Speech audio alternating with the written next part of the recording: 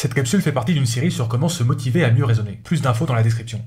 Dans la précédente capsule, on a parlé de l'importance de savoir changer d'avis. Mais qu'est-ce qu'on entend exactement par changer d'avis ? Il se trouve que beaucoup de gens ont une conception exagérément mélodramatique du changement d'avis. En gros, mettons que je pense qu'une idée X est fausse. Je vais croiser plusieurs arguments en faveur de X, mais je vais résister, avec une grosse veine palpitante sur le front, et un beau jour, je vais tomber sur le super argument de la mort qui tue en faveur de X, et là, je vais avoir une sorte d'illumination mystique.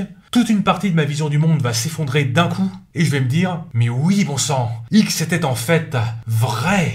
Ce qui est une vision très binaire du changement d'avis, très tout ou rien. Et le problème, quand on se retrouve devant une situation tout ou rien, c'est que très souvent, on choisit rien. Autrement dit, si on a une vision trop mélodramatique du changement d'avis, on va être fortement incité à camper sur nos positions. Et à faire, vous me voyez venir, du raisonnement motivé.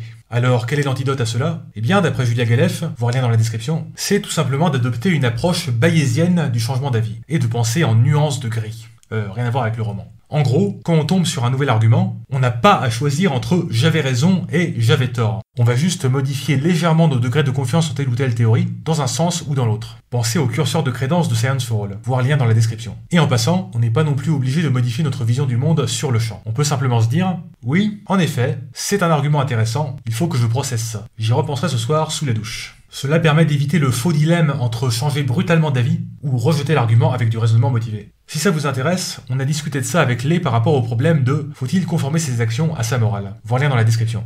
Ok, petite illustration de tout ça. Mettons qu'on est en 2015 et que l'on est fermement convaincu qu'une IA de niveau humain est impossible avant 2050. Enfin, très peu probable. Et là, paf, victoire d'AlphaGo face à Lee Sedol, une prouesse qu'on ne pensait pas possible avant au moins 30 ans. Alors, est-ce qu'on doit changer d'avis sur l'IA de niveau humain avant 2050 ?